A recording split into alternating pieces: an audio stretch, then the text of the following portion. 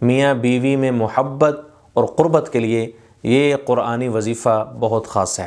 اگر آپ یہ ایک وظیفہ کر لیتے ہیں، سورۃ البقرہ کی ایک آیت مبارکہ کا ذکر آج میں آپ کے ساتھ کرنے جا رہا ہوں، اگر آپ اس کو پڑھنا شروع کر دیں، میں آپ کو پورے یقین کے ساتھ کہتا ہوں، میاں بیوی میں اتفاق، اتحاد، سلوک، پیار، محبت یہ بڑھتا چلا جائے گا، اور گھر کے اندر سکون آپ کو حاصل ہوگا۔ اور آپ اگر میاں بیوی کے تعلقات میں آپ ناکام ہو چکے ہیں اور آپ اس وجہ سے پریشان ہیں کہ آپس میں بنتی نہیں ہے، لڑائی جھگڑا ہوتا ہے، تو اس کے لیے یہ عمل آپ کے لیے بہت مفید ثابت ہوگا۔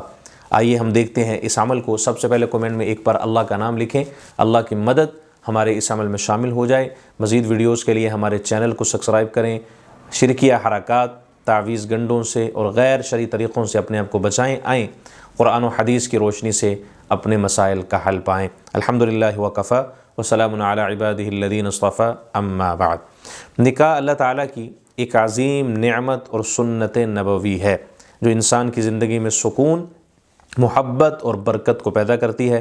قرآن مجید نے میاں بیوی کے تعلق کو نہایت خوبصورت انداز میں بیان کیا ہے۔ اللہ تعالیٰ نے اس رشتے کو صرف جسمانی نہیں بلکہ روحانی سکون کا ذریعہ بنایا ہے۔ یہ تعلق محبت، رحمت اور باہمی احترام پر قائم ہوتا ہے۔ اسی لیے قرآن کریم میں شوہر اور بیوی کو ایک دوسرے کا لباس قرار دیا گیا ہے۔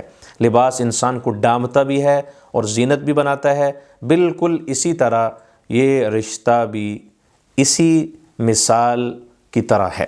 نکاح کے ذریعے انسان گناہوں سے بچتا ہے اور پاکیزہ زندگی گزارتا ہے۔ یہ رشتہ اعتماد، قربت، ایک دوسرے کے احساس کو سمجھنے کے لیے ہے۔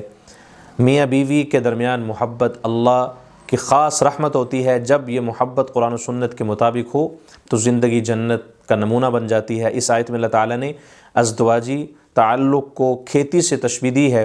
جس طرح کھیتی کی حفاظت اور خیال رکھا جاتا ہے، ویسے ہی اس رشتے کی بھی قدر کرنی چاہیے۔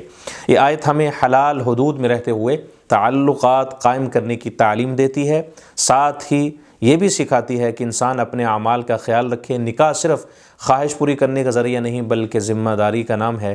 اس میں صبر، برداشت اور محبت کی ضرورت ہوتی ہے۔ جو لوگ اس رشتے کی قدر کرتے ہیں، اللہ ان کے گھروں میں برکت دیتے ہیں۔ قرآنی تعلیمات پر عمل کرنے سے ازدواجی زندگی خوشحال ہو جاتی ہے۔ یہ آیت انسان کو دنیا اور آخرت دونوں کی کامیابی کا راستہ دکھاتی ہے، لہٰذا ہمیں چاہیے ہم اس پاکیزہ رشتے کو بھی سمجھیں، نبھائیں اور اللہ سے مدد مانگیں۔